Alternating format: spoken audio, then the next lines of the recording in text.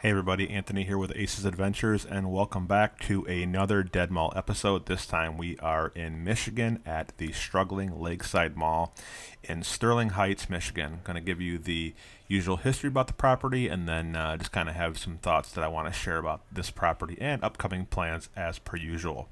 So, if you look back at your calendar on March the 2nd of 1976, that was a pretty memorable day for the towns of Dearborn and Sterling Heights, Michigan, as two malls would open on the same day. And not only would two malls open on the same day, but they were both Taubman masterpieces. So, on March 2nd, 1976, in Dearborn and Sterling Heights, they both got new Taubman malls, as I mentioned. And Lakeside Mall, however, is the mall that is our focus today. It was very classic Taubman design in every way. Had conversation pits below curved stairs, giant twisting art sculptures that made you feel very tiny in scope, hexagonal skylights, lush fountains surrounding an elevator, and long hallways leading to gigantic anchor stores.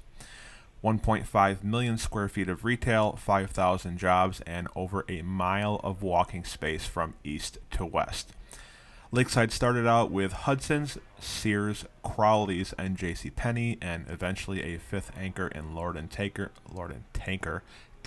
came on in 1978.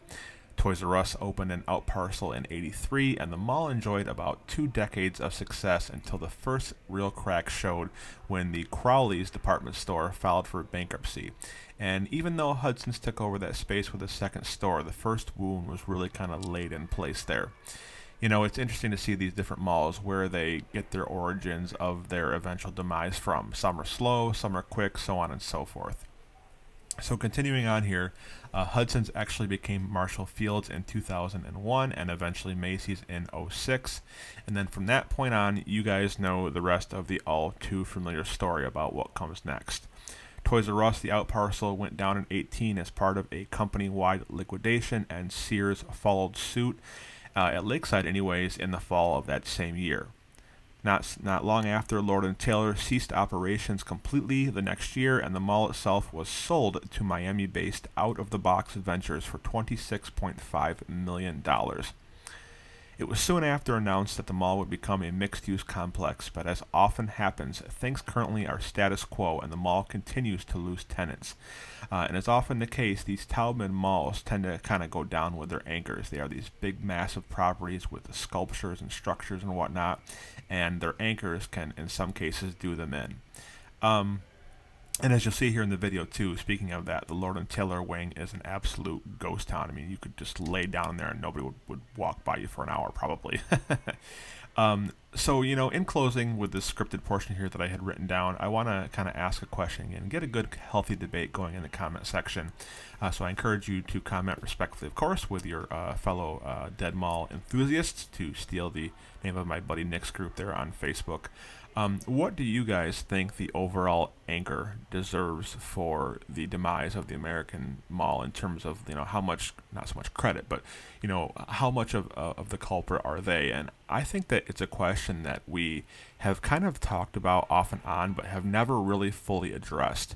And the anchors that leave these malls with such massive holes, quite literally, really do a number on these properties. And, the like the Sears and the J.C. Penney and all these stores that were around in the late 1800s, even the early 1900s, their business model at one point was, and in some respects was kind of like your one-stop shop for everything. I know that even J.C. Penney used to sell medicine and stuff back in the day, and then you had your wars and your turn of the century and all that, and eventually they became more of a bigger department store in the downtown areas. And then of course after the war, all the soldiers and families of the wars moved to the suburbs, and there was a giant exodus from the cities, and then you started seeing these malls pop up, and the anchors came in droves. And then, as happens, times change, and the anchors end up leaving the mall and leaving them struggling, which, so it's a healthy debate. And, after over 5 years of doing this, I think that I would have to really say that the answer to this question is that there is no answer to this question. There are reasons why, but I don't think you can ever really pin down the exact reason why malls failed. And we will continue to answer that question as long as you guys still have interest in my videos and want me to put these out and explore these places. So hopefully you do. Just a couple things here, some housekeeping things. If you are watching this and you are not subscribed, being a subscriber means everything to me. I know that a small percentage of people who watch these videos are actually subscribed, so please do that. That helps me tremendously with being discovered, and I just want to get more eyes on this subject so we can bring more awareness to it. I actually am in the process right now of, I have a meeting in the next couple of days with our town supervisor where I live, because the wonderful gem that is Michael Cohan has made an initial agreement to purchase my local mall. And if you know anything in the Dead Mall circle, if you don't, I will clue you in. Michael Cohan is the scumbag of scumbags besides Moonbeam Capital of owners. He does not maintain his properties. He does not fulfill his promises. He does not pay utility bills. He does not keep up with his malls. If you get bought by Moonbeam or Michael Cohan, you are doomed. You are destined for failure. Yes, there may be some small little mom and pop shops that open up, but let's be real. I've been doing this for quite a long time, and we all know that once one of those two takes over your property, it is pretty much waving the white flag. So, the town supervisor has asked for my input, and obviously I am fairly well versed in this subject, so I'm just going to be in an advisory capacity to try. And actually, it's not just me. They initiated this themselves. They want to try and block the sale in state Supreme Court. So what little help I can be, hopefully I can stop this man from buying and killing my local mall, because it's not doing well now, but that is, someone's not sick and you don't give them something else to be sicker with when, they're already starting to suffer from the consequences. So it is June 25th. It is 2:45 in the morning as of the recording of this, and I just want to chat just for a minute here, let you guys know what's coming up for the channel. I do have about 7 videos backlogged right now from recent trips, so you will be seeing those over the summer months, and I also do want to get out and see some different locations that I have not seen already. I am actually going to Nashville area and going to the south and over to DC and doing a loop trip for 4 or 5 days, and visiting a buddy for the 4th of July weekend. So I will be out doing some filming. And starting next year, you guys are going to see a little bit of a change of format. As I have stated before and stated many times, malls will always be the main focus of this channel. and that's never going to change. However, I will tell you that next year you're going to see more things mixed in with malls, and you know what? This is going to sound like I'm being rude. I don't mean to be, but if they don't get tons of views, I don't care. I really don't. I'm just going to do what I want to do in addition to providing you guys with mall content. And if you enjoy it, great. If not, that's perfectly fine as well too. I did Route 66 last year, and I made a video out of it. I'm doing Route 66 again this year, the opposite direction and the proper direction from east to west. And I'm going to share bits and pieces of that journey with you guys, as well, of course, of filming some malls and other things along the way. So I just want to diversify the channel and do more things than just malls. And I did pigeonhole myself a little bit into just doing malls, but that was never the intention. And if you are a loyal subscriber for a long time or even a short time, you will know that, or I would hope you, right? The feedback has been really good on the Route 66 trip that I did last year in the videos. Those were probably my 2 favorite videos I ever put out. So I encourage you to binge watch some of my old content if you have not already, and I greatly appreciate that. So as we wrap up here, and I'm babbling on as per usual, please make sure that you are following me on Instagram at AcesAdventures1. I am extremely active on there. If you have a DM you want to send me and ask me a question, if you have a location that you want me to visit, or any question in general, please feel free to DM me, and I'll try to get back to you in a timely fashion. I try to respond to everybody, but as you can imagine, I get a ton of questions and comments and suggestions all the time, but I do try to get back to everybody that I possibly can. Also, too, I do have a Patreon account, patreon.com/AcesAdventures, if you want to help the Dead Mall Fund. And also, like I said, there's going to be a lot of stuff coming up this year. I've got some cool ideas. I do have a lot of weddings and stuff for my business, but I do have a lot of free time during the week. So I'm going to try and make this an action-packed, fun-filled summer, and I hope all of you are staying safe and well and enjoying the content.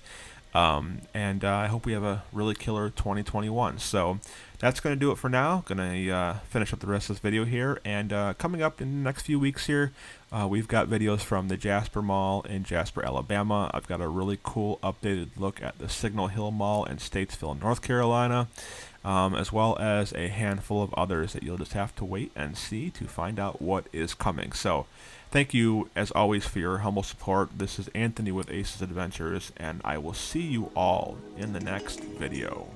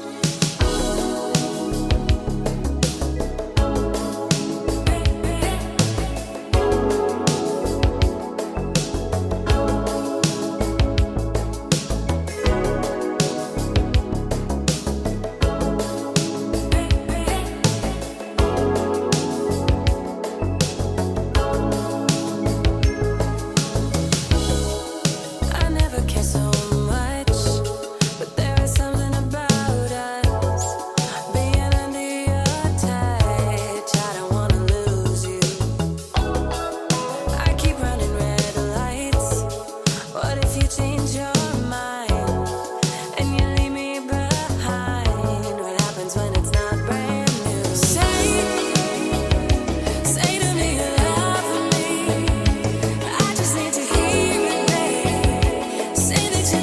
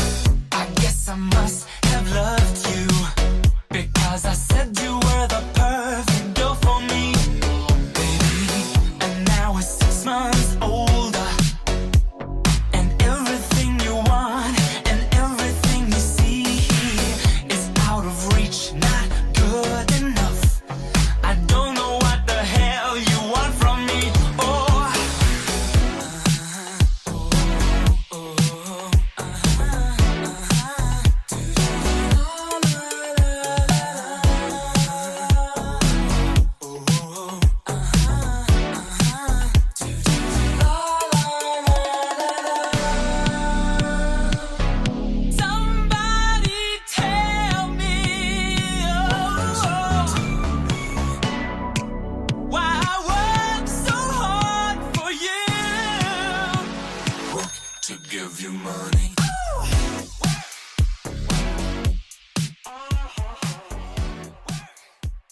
Vacant property. The city of Sterling Heights is looking to the future of one of its biggest taxpayers, Lakeside Mall. As the Now's Detroit's Matthew Smith explains, they're looking at some radical ideas to keep that property from going bust. Certainly any change here at Lakeside Mall would be a pretty big one. We're talking about a place that's been here for more than 40 years. One of the ideas that's been tossed around and is floating around out there right now is actually knocking down some of the walls. And if that's not enough, there's even talk about adding some sort of waterway. The reality is, unless malls are reimagined for the future, the future doesn't look promising. That's why plans started more than 2 years ago to consider the most outside-the-box ideas. Already, some of them are coming to fruition. Just recently, the city approved this new senior living center. As the city manager tells me, it's just a small piece of the puzzle to what is happening right here. We're doing all that we can to position Lakeside for future prosperity, and that means reimagining the mall, what it looks like, how it operates, and all the uses around it. I'm told these possible plans have been discussed with both the current owners and the developers who've shown interest in this property. The reality is this is a huge property. From this bird's eye view, you can see how large it is. And rather than wait for the older style mall to die off, the city's being proactive. This design shows mixed-use facilities all over, which calls for basically flipping the mall inside out while only leaving some components. Drastic, but as Vanderpool says, necessary. We can't sit on the sidelines and hope and pray it goes our way, because we know what the future is if we do nothing. So we're excited about the plans. As for the next plan expected to be unveiled, a connection and change between the Island Park and this property. Another sign that all of this will continue to undergo change. For the Now Detroit, I'm Matthew Smith.